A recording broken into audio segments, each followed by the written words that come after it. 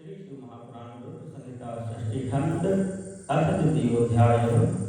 नारद मुनि की तपस्या।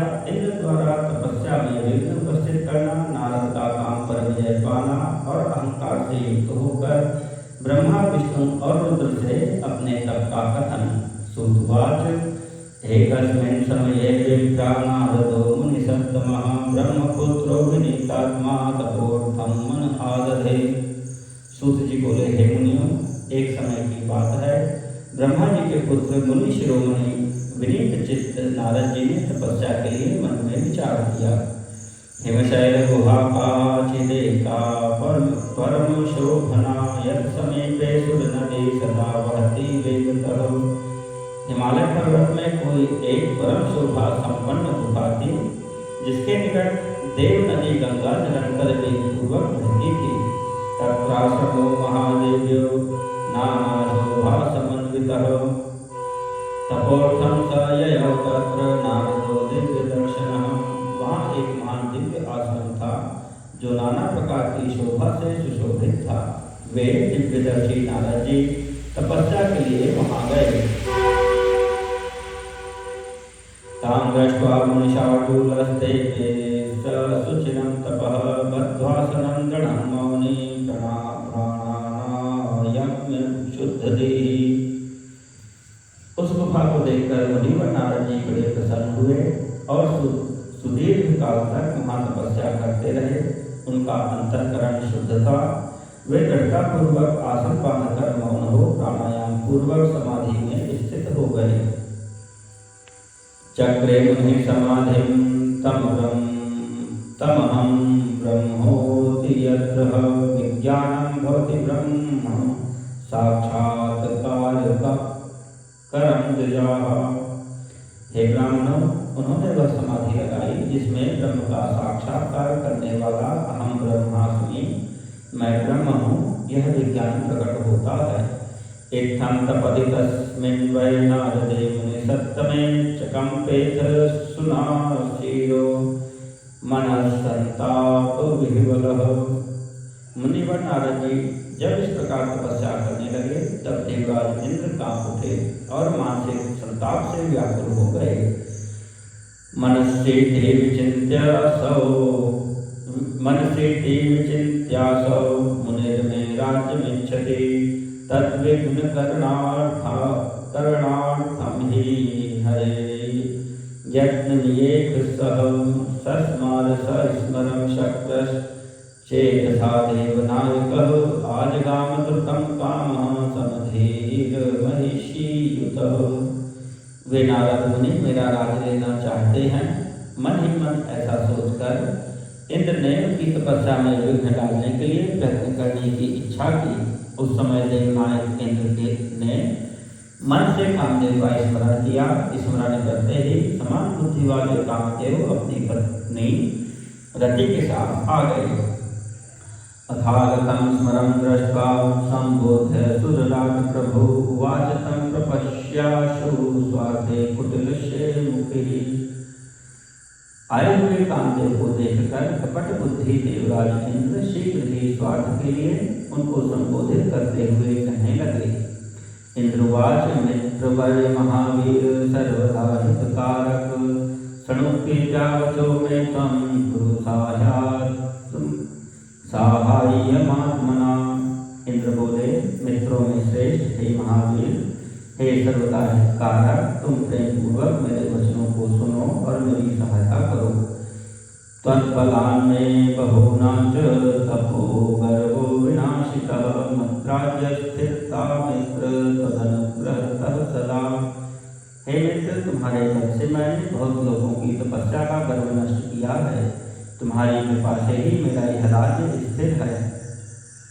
हिमशैल गुहायां हि मुनिस्तपति नारदः मनसोद्दिश्य विश्वेश्वं महासंयम वान् दृढ़ः।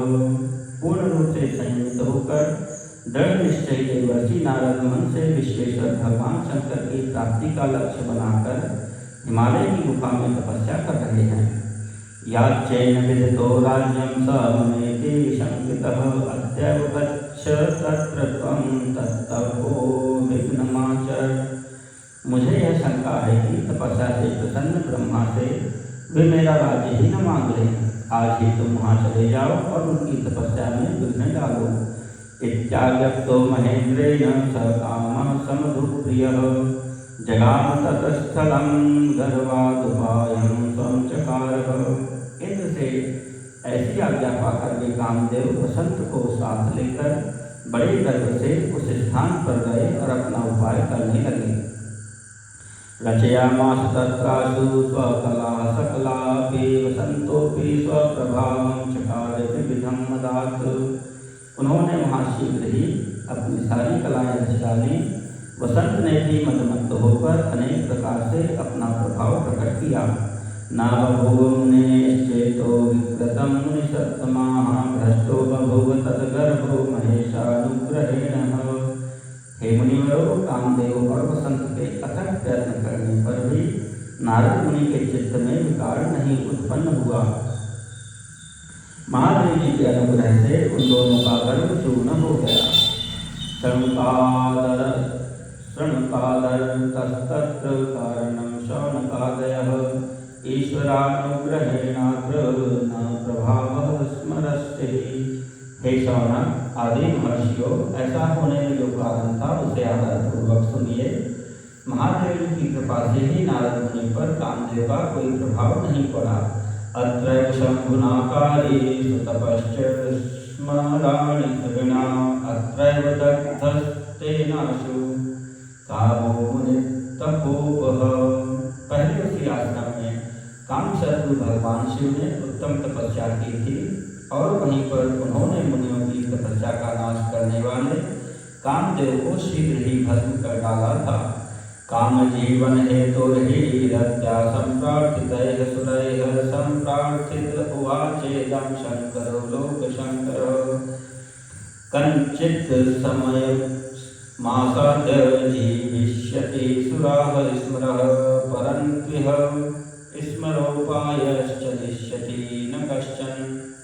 उस समय रति ने कामदेव को पुनः जीवित करने के लिए देवताओं से प्रार्थना की। तब देवताओं ने समस्त लोगों का कल्याण करने वाले भगवान शंकर से याचना की। इस पर वे बोले, हे देवताओं, कुछ समय व्यतीत होने के बाद कामदेव जीवित हो जाएंगे, परंतु यहाँ उनका कोई उपाय नहीं चल सकेगा।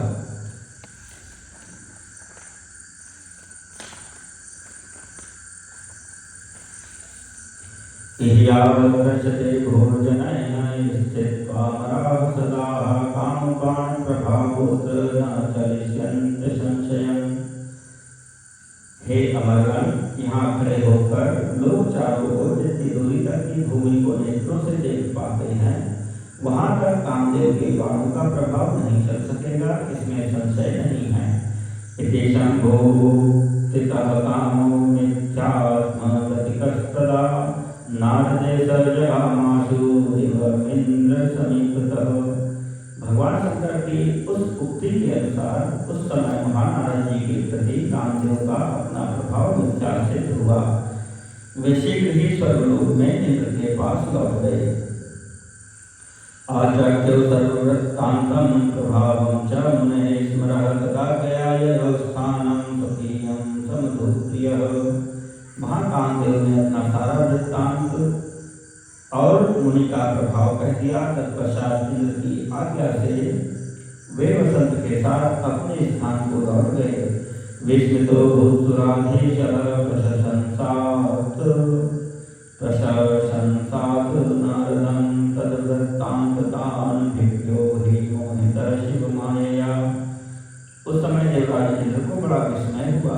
उन्होंने नारद जी की भूरी भूरी प्रशंसा की, परंतु शिव की माया से मोहित होने के कारण वे उस पूर्व वृत्तांत का स्मरण न कर सके।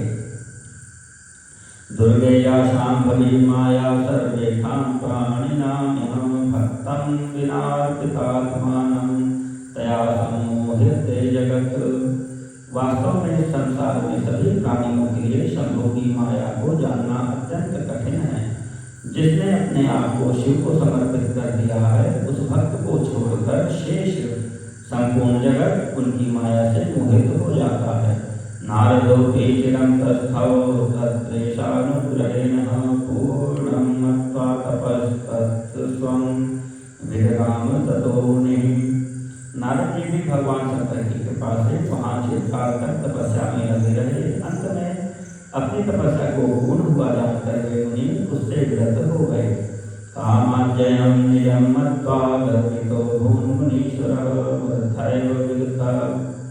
वृथैव विगतज्ञानः शिवमाया विमोहितः। काम के ऊपर अपनी विजय मानकर उन मुनीश्वर को व्यर्थ ही गर्व हो आया। भगवान शिव की माया से मोहित होने के कारण उन्हें यथार्थ बात का ज्ञान नहीं रहा। धन्या धन्या महामाया शांभवी मुनिसत्तमाः तद्गतिं न हि पश्यन्ति विष्णु ब्रह्मादयोऽपि। हे मुनिश्रेष्ठो, भगवान शंभु की महामाया धन्य है ब्रह्मा विष्णु आदि देव भी उसकी गति को नहीं देख पाते हैं।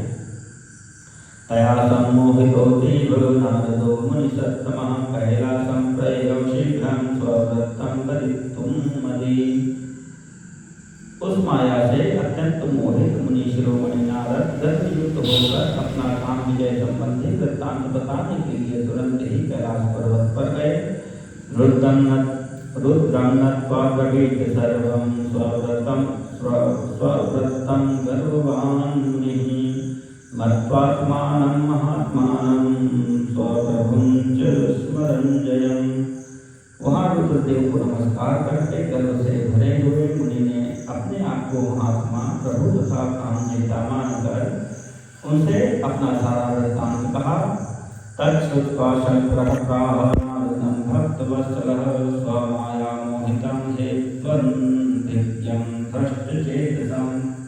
यह सुनकर भक्तवत्सल शंकर जी अपनी माया से मोहित वास्तविक कारण से अनभिज्ञ तथा भ्रष्ट चित्त नारद से कहने लगे।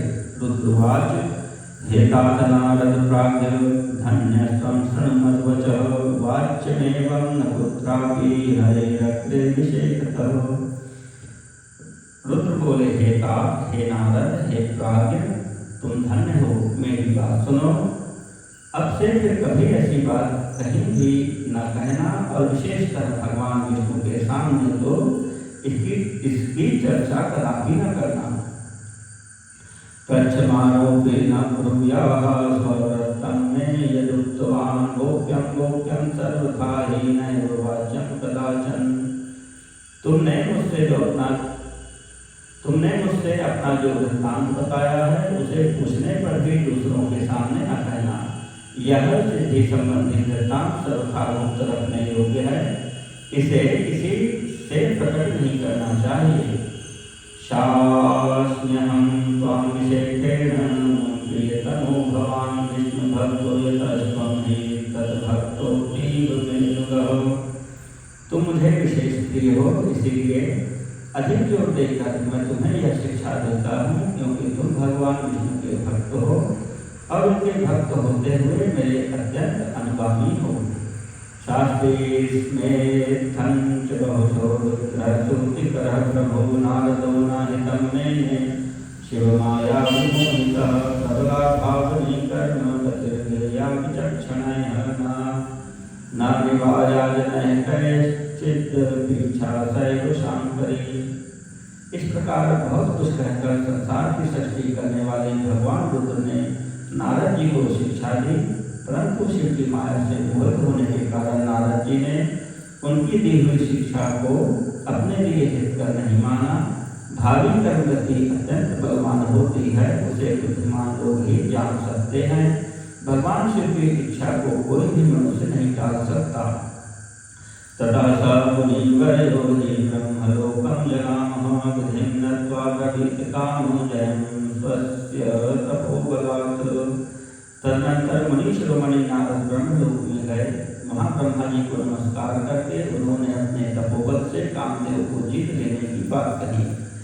तदा कर्ण विधेशोध स्मृत्वा शंभुपदाम्बुजं विज्ञाय कारणं सर्वं निशिषेध सुतं तदा। उनकी वह बात सुनकर ब्रह्मा जी ने भगवान शिव के चरणार्थ बिंदु का स्मरण करके और समस्त कारण जानकर अपने पुत्र को यह सब कहने से मना किया। मैंने हितं न विद्युक्तं नारदो ज्ञानसत्तमः शिवमाया मोहितश्च रूढचित्तं गां कुरः। नारद जी शिव की माया से मोहित थे, अतएव उनके चित्त में मद का अंकुर जमा गया था। इसलिए ज्ञानियों में श्रेष्ठ नारद जी ने ब्रह्मा जी की बात को अपने लिए हितकर नहीं समझा। स्वेच्छाया दशीलोके भवत्येव हि सा तदा तदधीनं जगत् सर्वं वचस्तन्त्यां स्थितं यतः। इस लोक में शिव की जैसी इच्छा होती है वैसा ही होता है। समस्त विश्व उन्हीं की इच्छा के अधीन है और उन्हीं की वाणी रूपी तंत्री से बधा हुआ है। नारदोऽथ शीघ्रं विष्णुलोकं विनष्टधीः मदां कुर्मनाव्रतं गदितुं स्वं तदग्रतः। तब नष्ट बुद्धि वाले नारद जी अपना सारा वृत्तांत गर्वपूर्वक भगवान विष्णु के सामने कहने के लिए वहां से शीघ्र ही विष्णुलोक में गए। आगच्छन्तं मुनिं दृष्ट्वा नारदं विष्णुरात् उत्थित्वाग्रे गतो रन्तं शिश्लेखव्यात् हेतुकः। स्वासने समुपावेश्य स्मृत्वा शिवपदाम्बुजं हरिः प्राहवचस्तथ्यं नारदं मदनाशनम्। नारद मुनि को आते देखकर भगवान विष्णु बड़े आदर से उठकर शीघ्र ही आगे बढ़े और उन्होंने मुनि को हृदय से लगा दिया। उन्हें मुनि के आगमन के हेतु का ज्ञान पहले से ही था। नारद जी को अपने आसन पर बैठाकर भगवान शिव के चरणारविंदों का स्मरण करके श्री हरि उनसे यथार्थ तथा सर्वनाशक वचन कहने लगे। विष्णुवाच कुते आगम्यते तात किमर्थमिचागतः धन्यस्त्वं मुनिशार्दूल तीर्थोऽहं तु तवागमात्। विष्णु बोले, हे तात, आप कहाँ से आ रहे हैं? यहाँ इसलिए आपका आगमन हुआ है। हे मुनिश्रेष्ठ, आप धन्य हैं। आपके शुभागमन से मैं पवित्र हो गया। विष्णुवाक्यमिति श्रुत्वा नारदो गर्वितो मुनिः स्वव्रतं सर्वमाचष्ट समदं मदमोहितः। भगवान विष्णु का यह वचन सुनकर गर्व से भरे हुए नारद मुनि ने मद से मोहित होकर अपना सारा वृत्तांत बड़े अभिमान के साथ बताया। श्रुत्वा मुनिवचो विष्णु समदं कारणं ततः ज्ञातवानखिलं स्मृत्वा शिवपादाम्बुजं ददे। नारद मुनि का वह अहंकार युक्त वचन सुनकर मन ही मन शिव के चरणारविंदों का स्मरण कर भगवान विष्णु ने उनके काम विजय के समस्त यथार्थ कारण को पूर्ण रूप से जान लिया। तुष्टावदृशं भक्ता शिवात्मा शैवरांगधीः शांजलिर्विशुधीर्नम्रमस्तकः परमेश्वरम्। उसके पश्चात शिव के आत्मस्वरूप परम शैव सुबुद्ध भगवान विष्णु भक्तिपूर्वक अपना सिर झुकाकर हाथ जोड़कर परमेश्वर कैलाशपति शंकर की स्तुति करने लगे। विष्णुवाच देवदेव महादेव प्रसीद परमेश्वर धन्यस्त्वं शिव धन्या ते माया सर्वविमोहनी। विष्णु बोले, हे देवेश्वर, हे महादेव, हे परमेश्वर, आप प्रसन्न हो। हे शिव, आप धन्य हैं और सबको विमोहित करने वाली आपकी माया भी धन्य है। इत्यादि स्तुतिं कृत्वा शिवस्य परमात्मनः निमील्य नयने ध्यात्वा विरतां पदाम्बुजम्। इस प्रकार परमात्मा शिव की स्तुति करके हरि अपने नेत्रों को बंद कर उनके चरण कमलों में ध्यान स्थित होकर चुप हो गए। यत् कर्तव्यं शंकरश्च स ज्ञात्वा विश्वपालकः शिवशासनतः प्राह ददात मुनिसत्तमम्। विश्वपालक हरि शिव के द्वारा जो होना था उसे हृदय से जानकर शिव के आज्ञानुसार मुनिश्रेष्ठ नारद जी से कहने लगे। विष्णुवाच धन्यस्त्वं मुनिशार्दूल तपोनिधिरुदारधीः भक्तित्रिकं यस्यास्ति कामोहादयो मुने विकारास्तस्य सत्यो वै भवन्त्यखिलदुःखदाः नैष्ठिको ब्रह्मचारी त्वं ज्ञानवैराग्यवान् सदा। विष्णु बोले, हे मुनिश्रेष्ठ, आप धन्य हैं, आप तपस्या के फलदाता हैं और आपका हृदय भी बड़ा उदार है। हे मुने, इसके जिसके भीतर भक्ति ज्ञान और वैराग्य नहीं होते, उसी के मन में समस्त दुखों को देने वाले काम मोह आदि विकार शीघ्र उत्पन्न होते हैं। आप तो नैष्ठिक ब्रह्मचारी हैं और सदा ज्ञान वैराग्य से युक्त रहते हैं, फिर आप में काम विकार कैसे आ सकता है? आप तो जन्म से निर्विकार तथा शुद्ध बुद्धि वाले हैं। कथम काम विकारेशा जन्मना विकृतः सुधीः त्यागयुक्तं वचो भूरि श्रुत्वा स मुनिसत्तमः विजहास हृदा नत्वा प्रत्युवाच वचो हरिम्। श्री हरि की कही हुई बहुत सी बातें सुनकर मुनि शिरोमणि नारद जी जोर से हंसने लगे और मन ही मन भगवान को प्रणाम करके इस प्रकार कहने लगे। नारद उवाच किं प्रभावः स्मरः स्वामिन् कृपायत्यस्ति ते मयि इत्युक्त्वा हरिमानम्य ययो यात्रच्छिको मुनिः। नारद जी बोले, हे स्वामी, यदि मुझ पर आपकी कृपा है तब कामदेव का मेरे ऊपर क्या प्रभाव हो सकता है? ऐसा कहकर भगवान के चरणों में मस्तक झुकाकर इच्छानुसार विचरने वाले नारद मुनि वहाँ से चले गए। इति श्री महापुराणे द्वितीयायां रुद्रसंहितायां प्रथम खंडे षष्ठ उपाख्याने नारद तपोवर्णनं नाम तृतीयोऽध्यायः।